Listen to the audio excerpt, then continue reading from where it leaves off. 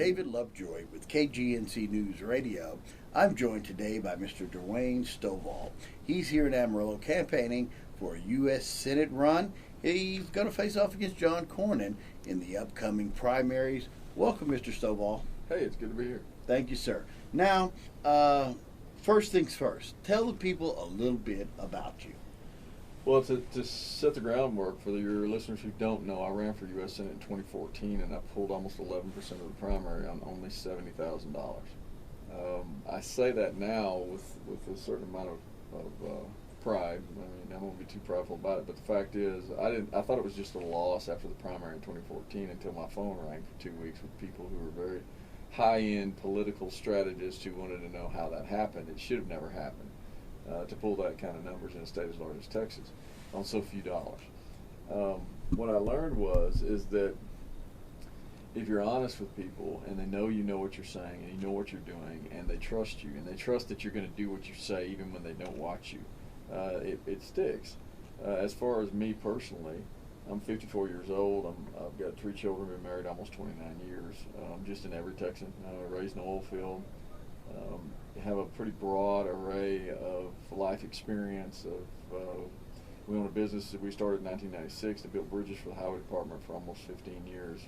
We still do site work and dirt work with it. We started another company in 2011 that does compliance work in the oil field midstream that a lot of people up here around Amarillo will understand. That's kind of our bread and butter. But other than that, I've traded construction equipment internationally since the 90s. I've been to Asia many times. I've got a really deep grasp of monetary policy on how our deficit, which is a fancy word for our bankrupt spending, our borrowing money constantly affects our dollar, our income, our taxation, our economies, our daily lifestyle, and how it affects the economies of foreign countries. And by the way, none of it is positive. Not one ounce of it is positive. To get to a point to where you're just an every Texan who pushes away from the kitchen table and says, I'm going to run against a guy like John Cornyn, it kind of goes back to about 16 years ago. I got into the source documents of what the framers created in Philadelphia, what the state ratification debates discussed and what they agreed to, and what the first Congresses, how they behaved, and all of this led me very quickly to realize that the governmental system we live under today doesn't even remotely resemble the original construct of the government that the states agreed to. Well, if you take my family history, which is, and you and I have talked about this before, my family history is, we've been here since it was Mexico. My heritage is that of Texans who fought for Texas independence. So we have this genetic slant towards protecting the best interest of Texas. When you combine that with what I learned going back through this kind of endeavor into the source documents, I developed an affinity for the office of the U.S. Senate, specifically because it has a singular charge, responsibility that's above and beyond anything else it has, and it doesn't work in any other office in federal government. And it is charged with protecting the best interest of their state. And that's the first and foremost. And no matter what they engage in, they have to look at it through the optics of how does it affect my state. And believe it or not, if every U.S. Senator behaved that way, the federal government would still be very limited. The states would still have much sovereignty. They would still manage their own affairs. But they don't do that anymore. And that's the reason we've gotten to a point where we are today, which is you have this national government. It's no longer federal. It protects its own interest. We have 2 parties. One party's inside the Beltway in D.C., and the rest of it is us. And we just pretend like it's this red versus blue paradigm. It's kind of amazing when you back up and you kind of clear the air of all the nonsense, and you see that we are literally over 330 million citizens who are dictated to by a handful of people 1,000 miles to our east that we're never going to know and never really influence. My question to Texans always is, outside of those enumerated authorities that we're taught in school, that these limited authorities, Madison would say the federal government was supposed to have powers that were few and defined. Outside of those enumerated powers, who should control those other issues, those what Madison would call numerous and indefinite authorities that the states hold? Should it be you and me and our fellow Texans discussing our issues among ourselves and managing these issues according to our will and our moral values? Or should it be non-Texans 1,000 miles to our east who are going to dictate to us for us? Well, no Texan answers that by saying, oh, I'd rather have people I don't know manage my life. No one says. And it doesn't really matter what your political affiliation is. Everybody agrees with that. You and I can disagree on how to manage a particular issue, but we can agree that we really need to manage that here. That also falls into some of those basic principles of freedom of assembly and those types of things, where if you just don't like it where you're living, but there's another state that manages it the way you want it, then you can move there, and this is how we all remain free and civil. Look at what we have today. They're screaming at each other, state to state. We're pointing the finger at each other. The level of vitriol and animosity and outright hatred is on the rise, and if you don't think it is, you're not paying attention. Right. And in this construct, you have a grouping of people screaming into cameras on the compounds of Rome over there in D.C., who are screaming at each other over what? They're not screaming at each other because we're in 7 undeclared wars around the globe. They're not screaming at each other because we've got trade deficit issues or trade issues.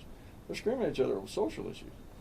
Well, any layman's reading of the Constitution will show you they don't have any authority to control social issues. That's a construct for the citizens of the states.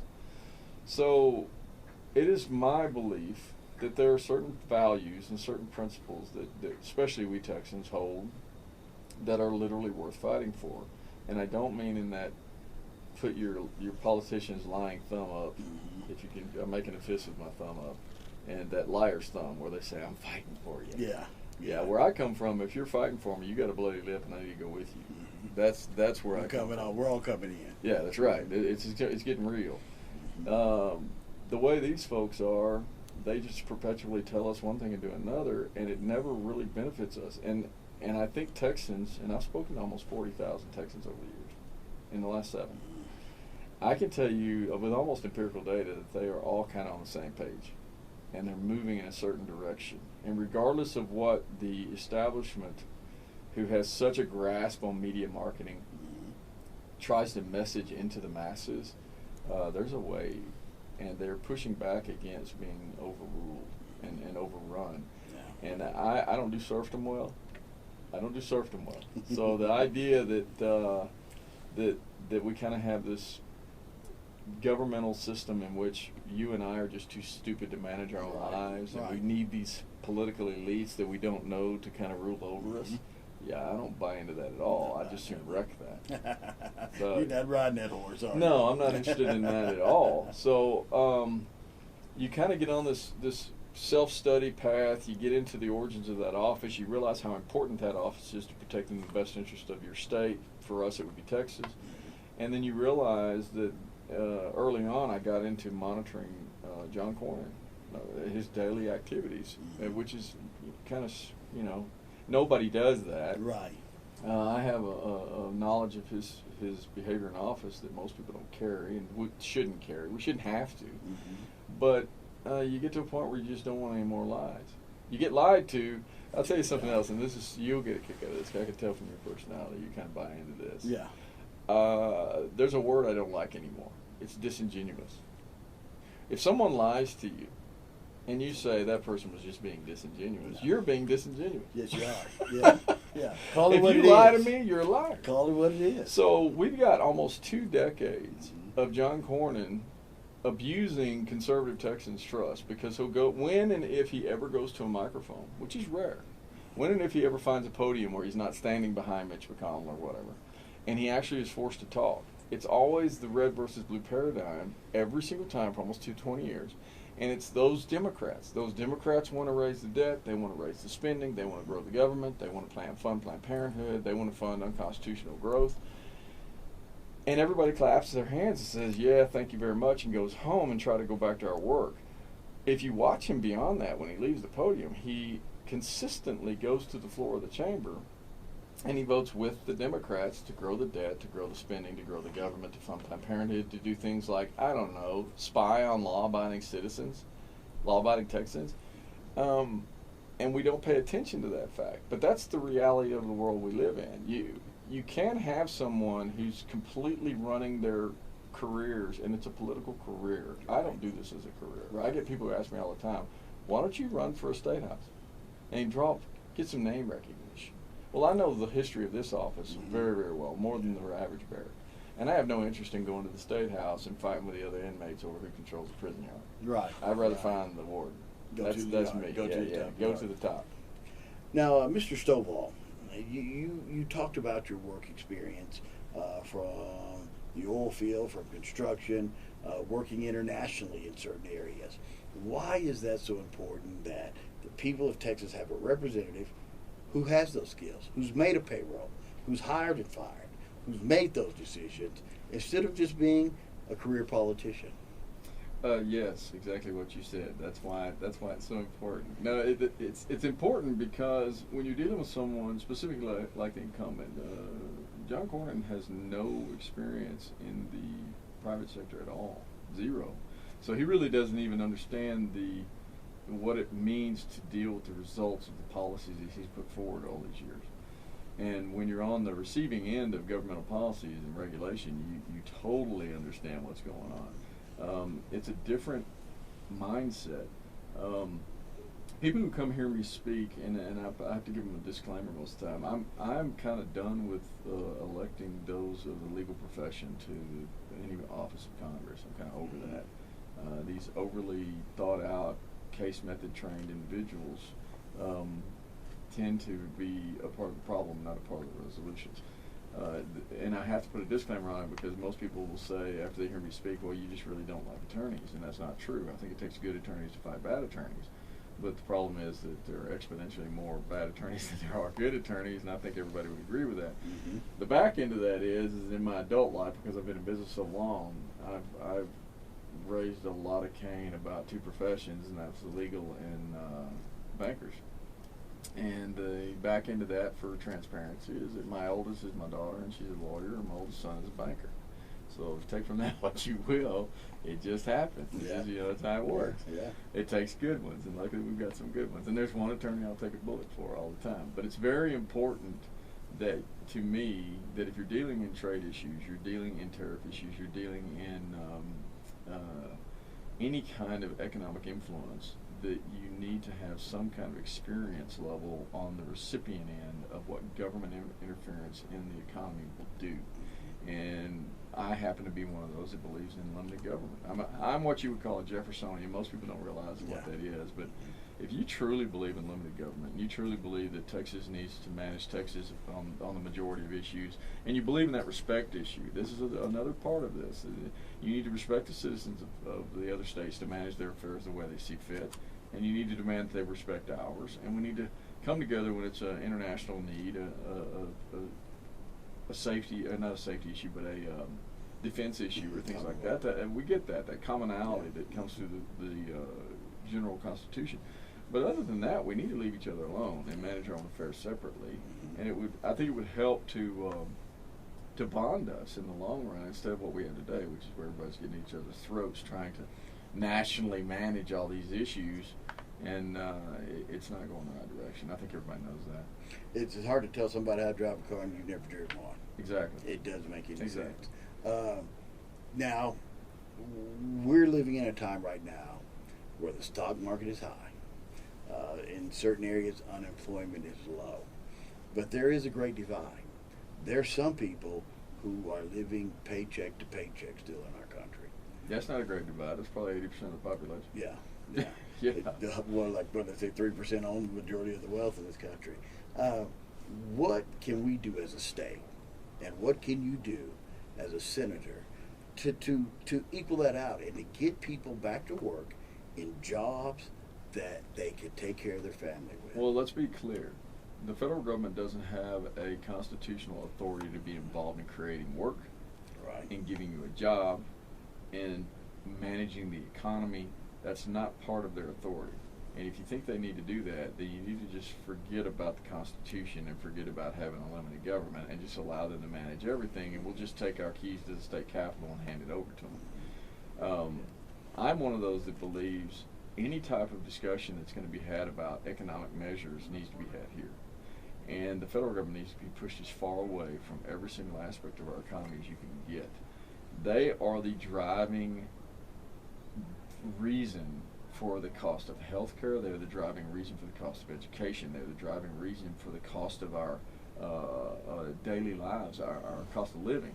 They're destroying our currency on a regular basis. Yeah. That we've entered 20 years ago, and you would remember this. We used to call it quantitative easing. That was a fancy word for, hey folks, we don't have the money to cover it, so we're going to borrow money on your backs. But we're going to put a fancy name to it, so it's really soft and sugary, and nobody really pays attention to it. I think we're in quantitative easing infinity now. So I think they borrow somewhere in the neighborhood of $80 billion a month. They flood the market with this phony fiat currency. They devalue our currency. We've got other countries that forcibly devalue their own currency to try and keep up with our decline.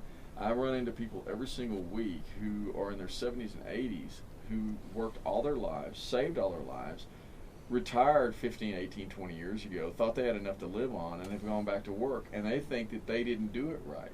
And you have to say, I'm sorry, you did everything perfectly. You lived your life properly, you raised your family right, you saved money correctly. It's not your fault that this government is influencing the economy the way it is and making that loaf of bread cost what it costs today versus what it was when you retired.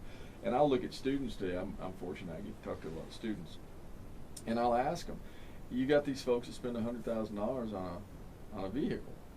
Do you think that vehicle that cost 20 years ago cost $30,000? Do you think there's $70,000 more value in the construction of that vehicle? No. This is what it's like when your dollar is going in the tank. So we're going to hit a Weimar moment at some point. I may not be alive, but they're going to be wheelbarrowing their paper dollars to get a loaf of bread at some point in this country because that's just the way it leads. It's a historical cycle. You and I have talked before off the air about, you got that lamp of history that should guide us, and it's as if people completely forget what the cycle brings you when you get into this spin measure. And we are a deficit. We live by debt here. Yeah. Individually, governmentally, we just live in debt, and it has consequences whether people like it or not. And you talk about that lamp of history. We can look through, like you said, Germany after World War I, Weimar Republic, other places like that, and we see what happens when you just print money. But we're smarter than that. We're gonna make this work. Gonna make it work. We'll figure it out. We'll worry about it when we get there. Been delightful talking to you, Mr. Stovall. It's been a pleasure. Good luck in your run for the U.S. Senate. A voice for Texas, a voice for Texans. Thank you very much. Any last comment for people? If anyone wants to follow what's going on, and I'm going to share with you a couple of things. We've got the largest campaign in the state by far, by exponential numbers. We've got between 1,000 and 1,500 volunteers. Campaign staff 23, volunteer coordinator in South Texas. My scheduler is actually up here in Lubbock. It's a big, big ordeal. We don't have the money of a John Cornyn, but it doesn't matter because if you're truthful and people know you're truthful, it sticks. That being said, if anybody understands what they hear and it strikes them in a way that they want to get involved, you can go to DwayneStovall.com, DwayneStovall.com, and check it out. Watch the videos. You can see some of the newscasts or the presentations I've done. It brings more context as to what I bring to the office. If you're motivated, get involved. Donate. We've got some projects going on. But you can go to Texans for Stovall on Instagram or add Dwayne Stovall on Twitter. Don't expect presidential type tweets, but I'll be on there. And Texans for Stovall on Facebook, which is growing by hundreds every day. So, I invite everybody to go check it out, and just know if you want a more aggressive approach to protecting the interests of Texas, I'm probably the guy you want to get behind. Refreshing to meet you this afternoon, sir. I'm glad you stopped by. Good luck in your quest for office. Once again, Mr. Dwayne Stovall running for the U.S. Senate. Good luck, sir. Thank you for coming by. Thank you very much.